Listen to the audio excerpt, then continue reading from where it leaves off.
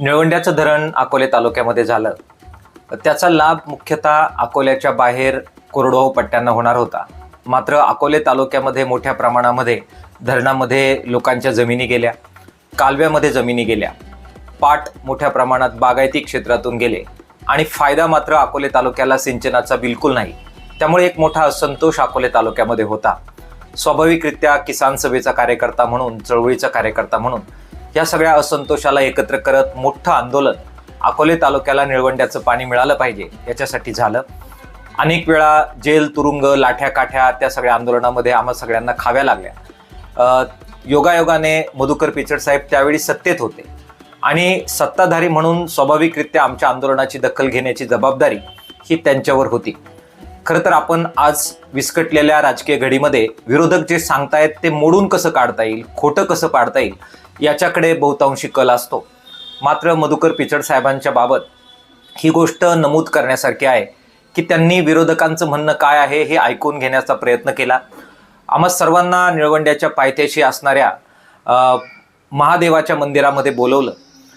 अकोले तालुक्यातील सर्व चळवळीचे कार्यकर्ते आम्ही गेलोच, पण त्या जोडीला अधीक्षक अभियंता, नाशिकचे वेगवेगळे इंजिनियर्स आणि वेगवेगळे राजकीय पक्षाचे प्रतिनिधी सर्वांना बोलवलं आणि आमचं म्हणणं ऐकून घेतलं. आम्ही म्हणत होतो की अकोले तालुक्यासाठी डोंगराच्या कडेनं कालवे करा.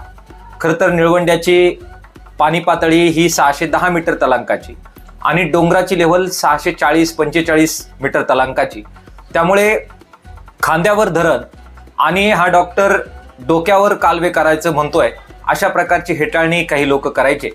परंतु तरी सुद्धा त्यांनी ही कल्पना काय आहे हे समजून घेण्यासाठी मीटिंग आयोजित केली. आम्ही त्यांना पाणी पातळी जर वर नेली आणि दोन्ही धरणांच्या पाण्याचं समन्वयी अशा प्रकारचं संयुक्त व्यवस्थापन केलं तर पाण्याच्या पातळी 645 पर्यंत जेव्हा जाईल त्यावेळी ट्यूब लेव्हलने 645 तलांकाला निळवंड्याचं पाणी डोंगराच्या कडेपर्यंत नेता येईल ही गोष्ट सप्रमाण सिद्ध करून तिथे दाखवली. विरोधकांनी जरी मांडली असली तरी ती योग्य भूमिका आहे हे ज्यावेळेस लक्षात आलं त्यावेळी मधुकर पिचड साहेबांनी या संदर्भात मंत्रालयात बैठक आयोजित केली. आमचं काय म्हणणं आहे ते व्यवस्थितरित्या आम्हाला तिथे मांडून दिलं आणि ते म्हणणं फिजिबल आहे असं ज्यावेळी अधिकाऱ्यांनी सांगितलं त्यावेळी हे कालवे करण्यासाठी मंजुरीची सगळी प्रक्रिया, आर्थिक तरतुदीची प्रक्रिया यासाठी राज्यकर्ते म्हणून त्यांनी जी भूमिका बजवायला पाहिजे ही भूमिका त्यांनी बजावली. मला वाटतं हे एक दुर्मिळ उदाहरण असं आहे ज्याच्यामध्ये विरोधक असले तरी ते जर रास्त मुद्दा, जनतेच्या हिताचा मुद्दा मांडत असतील तर राज्यकर्त्यांनी राजकीय अभिनिवेश बाजूला ठेवत त्याच्या मागे उभं राहिलं पाहिजे आणि जनतेच्या हिताचं कार्य केलं पाहिजे. असा जो एक वेगळा प्रयोग त्यांच्या आयुष्यामध्ये त्यांनी केला. मी हे एक उदाहरण सांगितलं, माझ्यासारखे अनेक लोक वेगवेगळे उदाहरणं याच प्रकारचे सांगू शकतील.